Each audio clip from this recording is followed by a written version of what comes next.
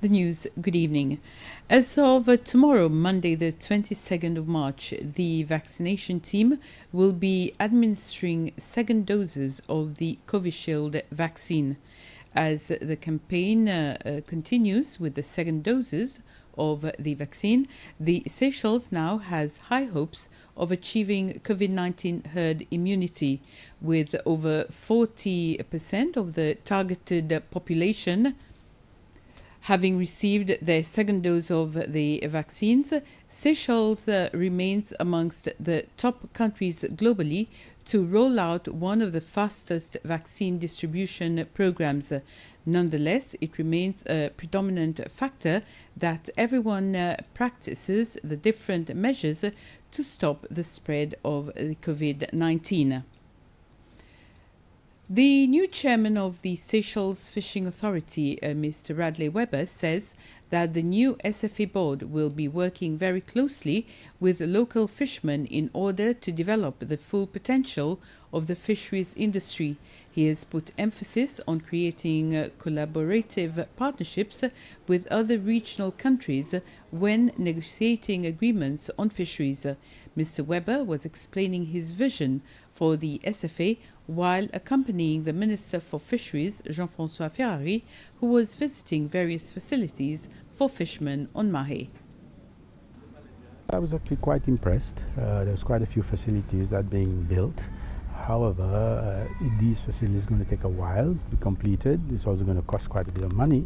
And so we're hoping that as we progress, we are able to work with the fishermen to make them understand that this investment has to be maintained and they have to work together with the government, with the SFA, so that we can continue to improve as we go along. And the vision for the new board is to find ways how we can improve the amount of fishing taking place, how much revenue we can earn from this, so that as we progress, the country can also develop its resources, because we only have two resources: the beauty of the islands, tourism, and our fishing resources. And those are the two places that we need to develop in a way that makes it an income that's actually workable. Fishing is not just taking place by us Seychelles. It's a negotiation with the European Union, with other countries in the Indian Ocean.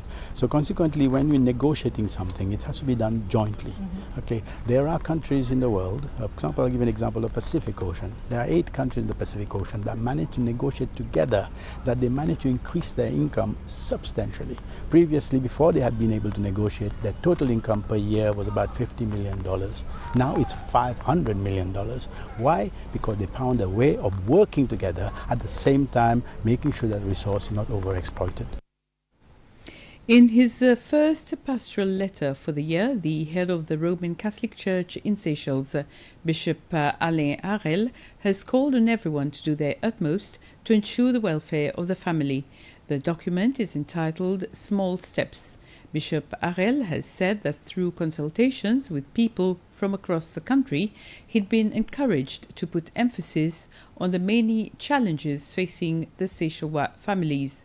The bishop added that he will in future issue other episodes of his pastoral letters, which will be made accessible to all Christians. Bishop Harel has also appointed the Vicar General of Port Victoria, Father Eric Léon, to head the new communications office of the diocese. Seychelles is joining the global community to continue raising awareness, particularly among the youth, on financial matters though the world endures the many challenges of the COVID-19 pandemic.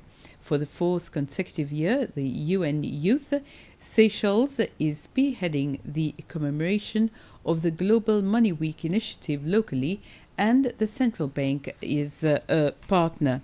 The theme chosen for this year's Global Money Week is Take Care of Yourself, Take Care of Your Money.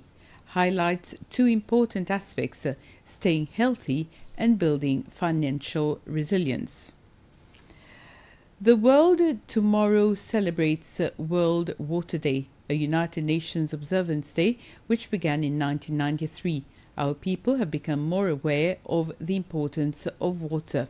In his message for the day, the Minister for Environment and Climate Change, Flavien Joubert, calls upon the future generation to start and make small efforts to help conserve water. This year's theme is Valuing Water. It determines how water is managed and shared.